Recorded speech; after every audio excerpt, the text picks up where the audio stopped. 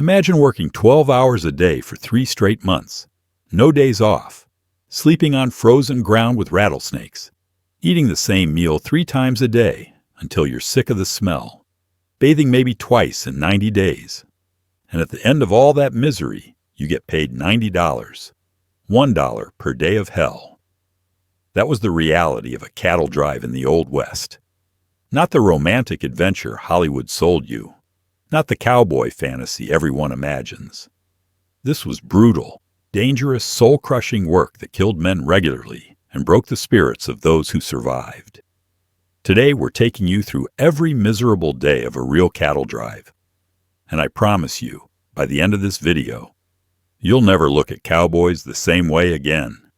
Hit that subscribe button, because we're about to destroy every myth you ever believed about the Old West. Let's ride. Spring 1875, somewhere in South Texas. You're 22 years old and you just signed on for your first cattle drive.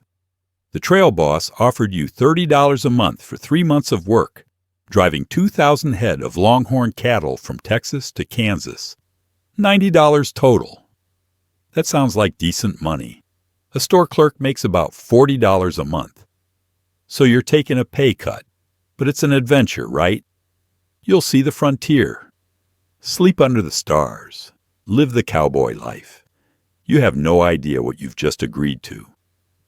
Day 1 starts at 3 in the morning, not 3:30, not 4, 3.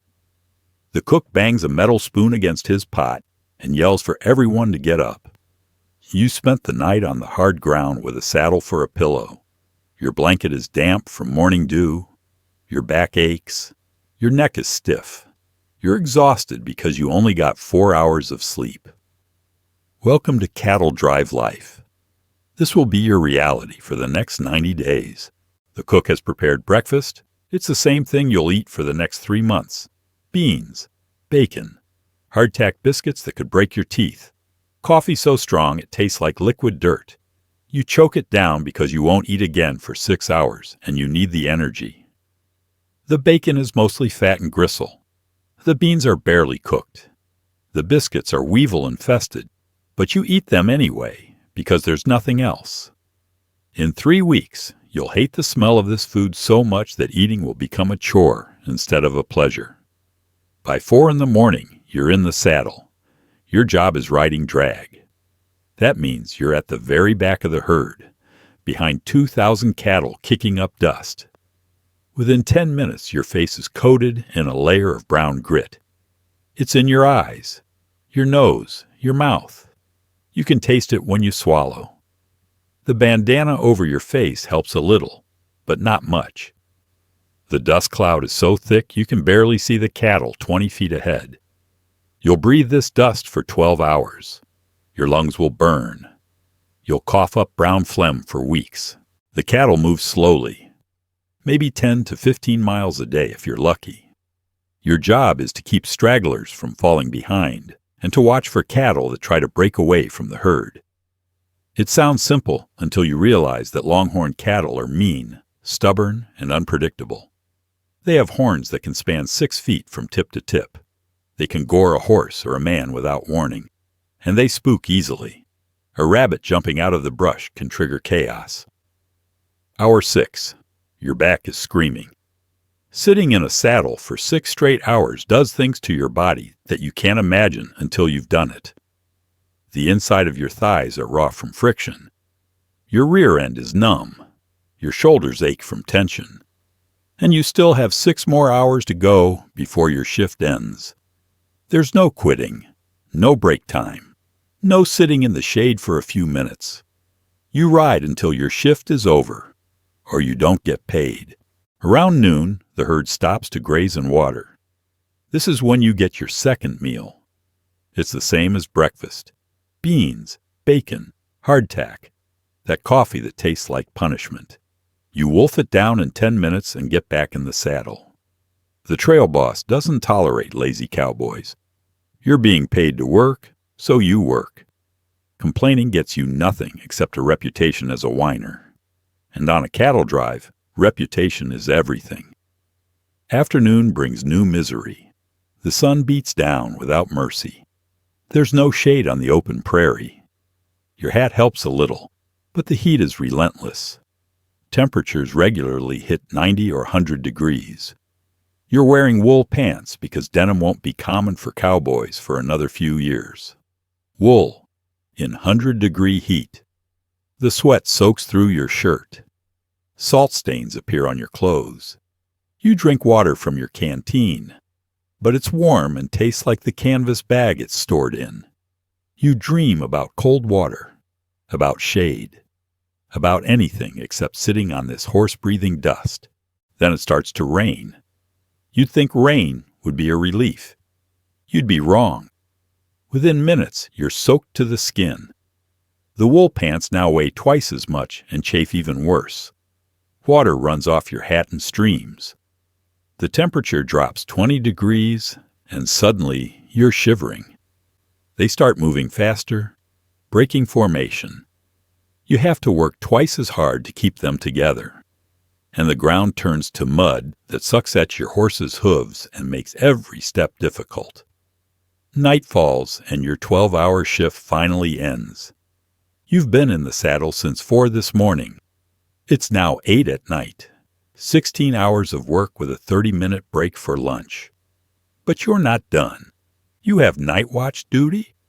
Every cowboy takes a turn, riding circle around the herd for 2 hours while the cattle bed down. This is from midnight to 2 in the morning. So you get to sleep from 8 to midnight. 4 hours. Then you're woken up to ride circle in the dark, watching for predators and cattle that decide to wander off. The night is cold. The temperature dropped 40 degrees since afternoon. You're still damp from the rain. Your teeth chatter. Your fingers are numb.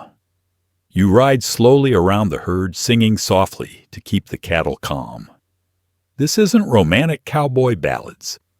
This is tone-deaf humming and off-key muttering to yourself, because singing actually helps keep the cattle settled.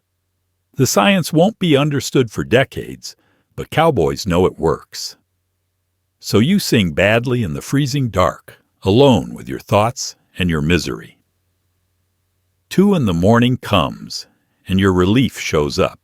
You stumble back to your bedroll and collapse.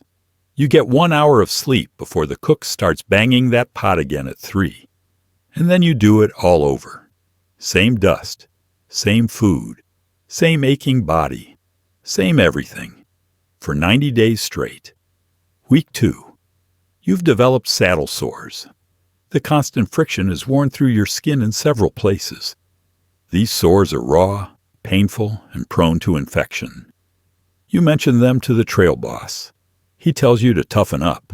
Everyone has saddle sores. You work through them or you quit. Quitting means you don't get paid.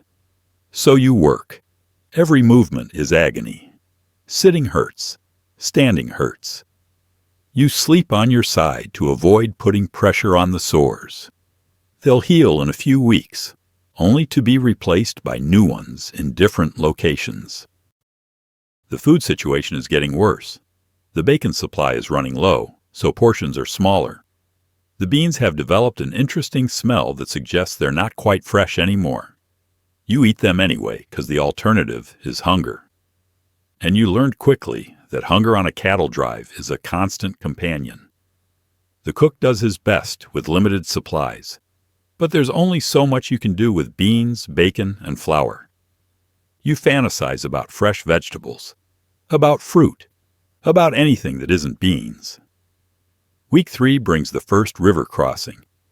You've heard stories about river crossings. Now you understand why cowboys fear them. The herd approaches a river that's maybe 100 feet across. The water is moving fast from recent rains upstream.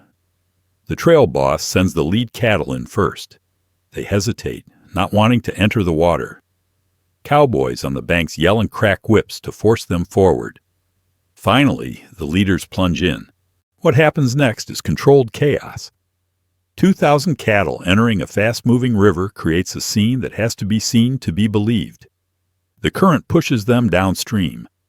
Some cattle panic and try to turn back. colliding with cattle behind them. Cowboys ride into the water, shouting and trying to keep the herd moving forward. Your horse is terrified but trained, so it goes where you direct it. The water is chest deep on your horse. Cold spring runoff that takes your breath away. You can feel the current trying to sweep you downstream. A steer goes under, just disappears beneath the surface. It comes up 20 feet away, struggling. Then it's gone again. Drowned. You watch it happen, and there's nothing you can do. The herd keeps moving. Cattle are swimming now, their heads barely above water. A cowboy's horse loses its footing, and both horse and rider go under. You see the cowboy surface, gasping, swimming hard for the far bank. His horse makes it out. He makes it out. The steer didn't. 20 minutes later, the herd is across. You're soaked and freezing. The cowboy who went under is shaking violently from cold. The trail boss does a quick count. 3 steers are missing, drowned in the crossing. The boss shrugs. That's better than expected. You just watched animals worth $75 drown, and the boss considers it a good day. Welcome to the business of cattle driving. That night you try to dry your clothes by the fire. They'll be damp for 2 days. Sleeping in damp clothes in near-freezing temperatures becomes your new normal. You develop a cough. Everyone has a cough. The combination of dust, cold, damp clothes, and exhaustion is perfect for respiratory infections. Some cowboys cough so hard they vomit. Others cough up blood. Nobody sees a doctor because there are no doctors on the trail. You either get better or you don't. Week 5. A cowboy named Jim fell off his horse yesterday. His foot caught in the stirrup, and he was dragged 100 yards before anyone could stop the horse. His leg is broken. The trail boss sets it as best he can, with 2 boards and some rope. Jim rides in the supply wagon for the next 2 weeks, bouncing over every rock and rut, his broken leg throbbing with each jolt. He doesn't complain, because complaining does nothing. When you get to Kansas, Jim will see a doctor who will tell him the leg healed crooked. He'll walk with a limp for the rest of his life. That's if infection doesn't set in and kill him first. The monotony is crushing. Every day is exactly like the day before. Same routine, same food, same dust, same aching muscles. The landscape changes slowly, but not enough to provide real variety. Grass and sky, sky and grass, an occasional tree, maybe a creek. Your mind starts playing tricks. You see things that aren't there, shapes in the dust, movement in the corner of your vision. Other cowboys report the same thing. It's exhaustion and monotony combining to mess with your head. Week 7. Someone mentions that you're halfway done. Halfway. You've endured nearly 2 months of this, and you have to do it all again. The realization hits hard. Some cowboys get quiet.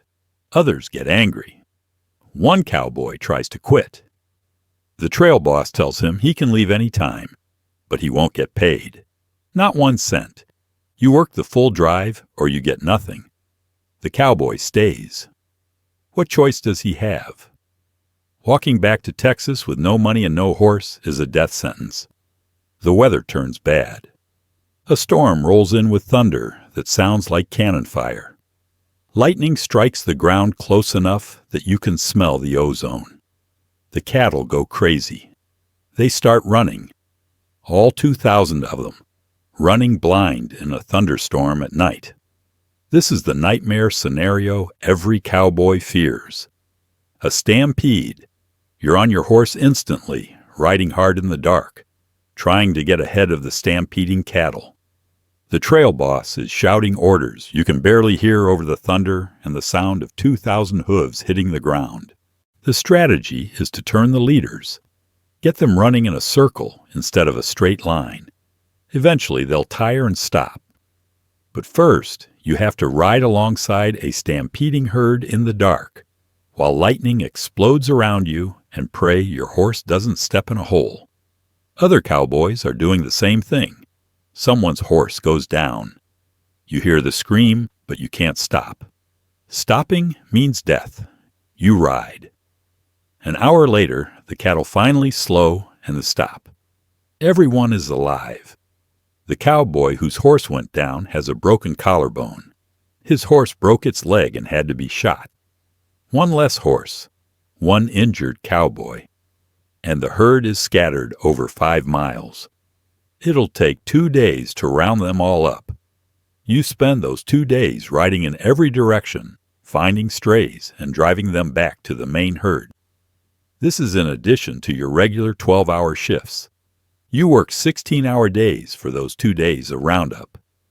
Nobody gets extra pay. Week 10. You're close now. Close to Kansas. Close to the end of this nightmare. Your body is a wreck. You've lost 20 pounds. Your clothes hang loose. The saddle sores have healed and returned and healed again. Your hands are calloused so thick they barely feel like your hands anymore. Your face is burned dark brown from the sun and permanently stained with dust that won't wash off. You smell like cattle, sweat, and wood smoke. You haven't had a real bath in 10 weeks. The food situation is critical. The bacon ran out a week ago. Now it's just beans and hardtack. The beans are old and the hardtack is older. You eat it anyway. Your body needs fuel, and this is the only fuel available. At night, around the campfire, cowboys fantasize about food. Real food. Steak and eggs. Fresh bread. Fruit. Vegetables. Anything except beans. These conversations are both comforting and torture. Day 87. You can see the railroad town in the distance. Abilene, Kansas. The end of the trail. You made it. 3 months of hell, and you survived. Not everyone did. Jim with the broken leg developed an infection and died 2 weeks ago. Another cowboy got kicked in the head by a horse and never woke up. A third drowned in a river crossing. 3 men gone out of a crew of 12. Those are acceptable losses according to the trail boss. The herd is delivered to the stockyards. The cattle are counted, weighed, and sold. The boss gets paid. And finally, after 90 days, you get your money. $90. 3 months of 12 to 16-hour days. 3 months of sleeping on the ground. 3 months of breathing dust and eating beans and risking your life daily. $90. You head to the nearest saloon. A bath costs 50 cents. Your first real bath in 3 months. The water turns brown instantly. You soak until the water gets cold. Then you soak some more. A hot meal costs $1. You order steak and eggs and fresh bread and coffee that doesn't taste like dirt. It's the best meal of your life. A hotel room for the night costs $1. A real bed with a real mattress and real sheets. You sleep for 14 hours straight. The next day you buy some new clothes. Your old ones are beyond saving. That's $5. You get a shave and a haircut. 50 cents. You have a few drinks with the other cowboys. That's another $3. Maybe you visit a sporting house. That's $5. You play some cards and lose $10. Within 3 days, you've spent $30 of your $90. 1/3 of your pay gone in a 72-hour celebration of survival. The trail boss offers you a job on the return trip.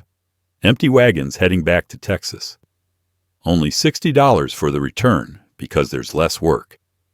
You'd be back in Texas in 6 weeks with $120 total for 4.5 months of work.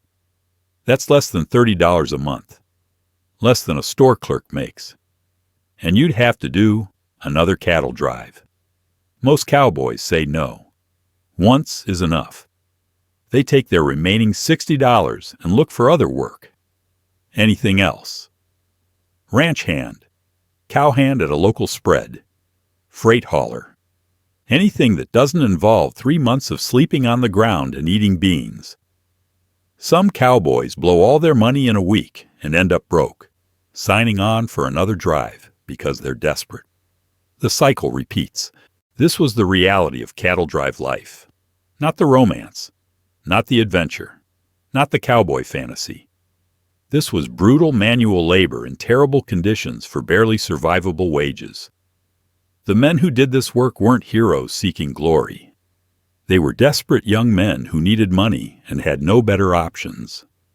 Most only did one drive. A few did multiple drives and became hardened trail veterans.